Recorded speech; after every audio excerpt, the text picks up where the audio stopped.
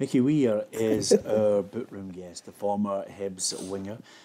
It's been a career that many a person will look back on and think, great memories in a Hibs jersey. How do you look back on your career, Mickey? A bit of both, a bit of everything. Obviously, highlight being playing for my home club as a young person. Growing up in Edinburgh, family huge Hibs supporters, and then my dad forcing me to play for the club. That was great. I was very fortunate when I went to Hibs as a young man, where I stepped in to your Pat Stantons and your Jimmy Rooks and George Stewarts, who were great for me. And the main thing they did do was they encouraged me, because I knew I had a battle in my hands.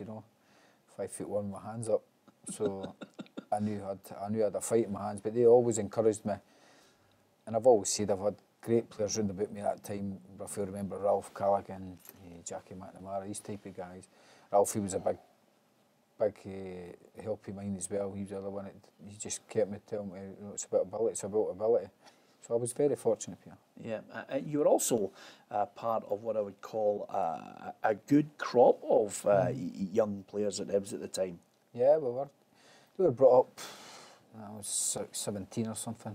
But I think when you get in there at an early age, I think you understand the expectations of the club, and you know how much it means to people, especially when you've got family members who are big Hibs supporters as well. I think I could say that about a number of young Hearts players here, Gary Mackay's and these type of guys, who knew what the club was about. It was a different era, completely different. But yeah, we had a lot of good young players, obviously your Paul Kane, Johnny Collins, Gordon Hunters, Willie Millers, all these type of lads.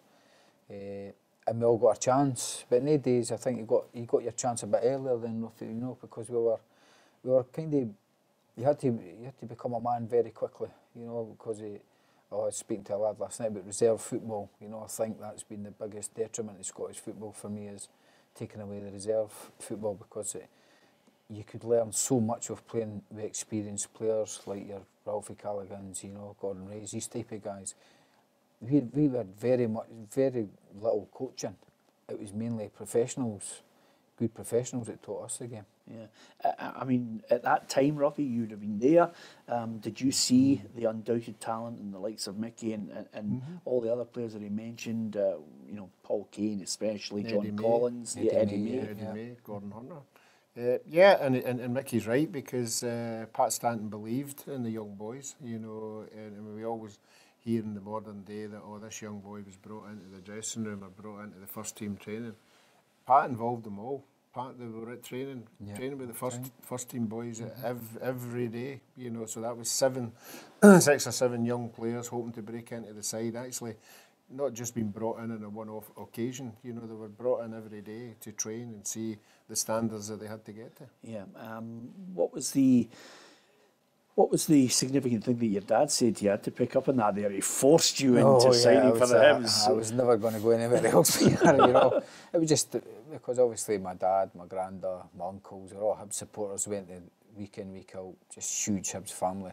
So I was under pressure. I had a chance to go to other clubs, but I knew my dad would have broke his heart if I didn't play for the Hibs. He got a chance to play for his club that he supported.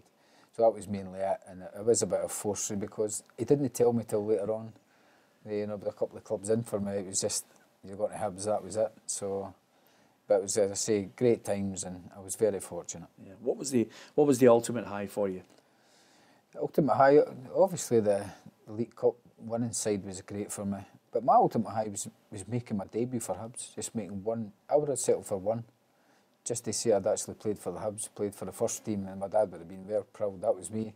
Anything after that was a bonus, and that's been truthful. After that, as I say, you knew you're playing for your hometown team, you knew the pressures that came with it, and it was great. You knew that you just finished training, into the car or a bus in those days, straight home to Claremont in Edinburgh and away back. That's the way it was. Things changed for you as you get older than that, but no, it was great. As I say, great times. But also, I think I was very, very fortunate to be around very good professionals who, instilled good habits in you at a young age. Your Eric Shadlers and before Arthur Duncan's, Bobby Smith. played with so many players. And guys ask me all the time, and you just forget, Peter, the amount of players that I've actually played with. But they were great influences on me as a young man. Ruffy talks about, the bond from the 1971 side that he played in for Partick Thistle. I mean, Hibs have gone on to write their own bit of history, winning the Scottish Cup, which was great, finally getting, that long wait for the success again. But in the League Cup, that team must have a special bond as well because, to win it, and remember, as you do, you defeated Rangers in the semi-final. Yeah, we did. Yeah, that was a really good side. Very underestimated side, but it just kind of clicked into gear that year. The manager takes a lot of credit as well because he obviously brought Keith Wright to the club. He was a goal scorer, just talking about goal scorers. And we had everywhere in the team, had players. We played as a team, there was no individuals. There was no, obviously we had players who could go and win a game, but it was more of a team ethic. Yeah. And that's what Alec Miller brought to us. We were just worked as a team and we really got on well with each other, on and off the pitch. And I think the year before it, obviously with the possible takeover of Hearts and Hibs coming together with Wallace Mercer's situation, that gave us a wee drive for the next season to go for it. And we started off really well, and then suddenly, once you get the winning habit, we got into the winning habit early, and we just continued it. And I think if it hadn't been for, I think Airdrie knocked us out the Scottish Cup, I think we would have been there or thereabouts that year as well, because everything just seemed to fall into place for us, You had good young players, and I must admit it was a great coup getting Murdo MacLeod in there too. Yeah, a great experience. That was the one thing we needed. I seen a bit of it when Stevie Archibald came to the club. He was an unbelievable football player. He was the best football player I ever played with. And he was the same, we were a lot of young boys, and you could see it as soon as he came in. If the ball was played up to him, it just never come off him. Whereas it was a younger striker, the ball would be all over the place, and the experience is so we had that kind of. So I seen it with Archibald. Murdo was much the same, been there, done it. Played in many semi-finals, won leagues. His calming influence in it, and he was a real winner. People forget Murdo was a winner, and you could see it meant as much to him at his age as it did to us as young men. Yeah. So he was a big influence in the changing room as well. I've got to ask you. I know that you're contemplating a book. It's in the offing. Are there? Will it deal with mainly the Hibs or a broader section, or maybe your upbringing as well? And yeah. Well, it's mainly I've been asked so many times, but I relented eventually. But I think it's mainly the only reason I wanted to do it was to. It wasn't for about my career. That's part of.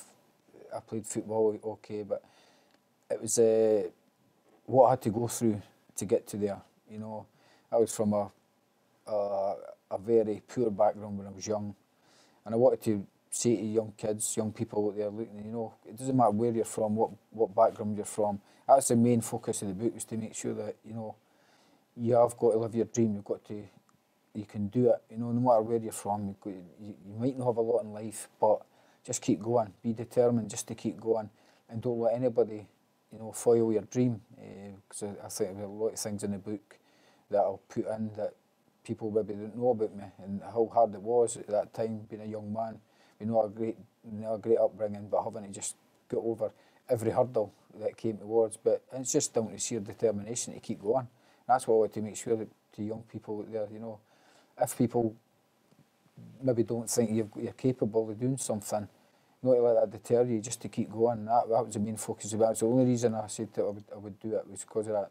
My career, okay, it happened, but apart from that, I want it to be a legacy that people say, he started from nothing and got something with his career. Yeah, one of the things I admire, and it's because I regularly see you out doing it, is the here and now, which is show racism the red card. Mm-hmm.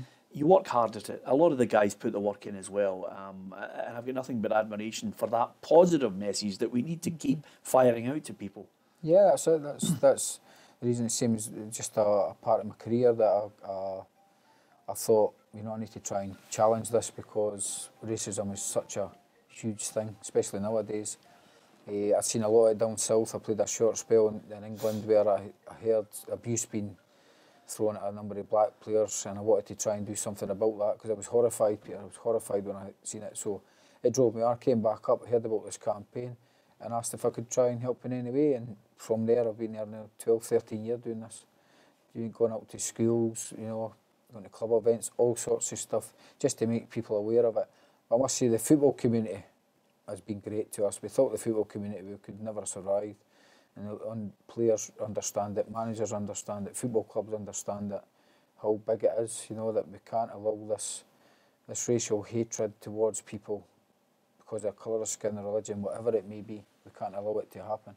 So we've got a constant battle every single day to do it, but we just keep going. Yeah, well, I have to tell you right now, you're an absolute credit, not only to the profession, but just as a human being. I know that every time we get involved in it, I see you're there with Derek Ferguson. I think, the message is getting across to so many kids. It's been a joy. I could actually chat to you for more than an hour about all the stuff you're doing, but I'm going to buy the book instead to find out everything. Best of luck to Mickey Weir. Great to have him on the programme. From Ruffy and myself, good night.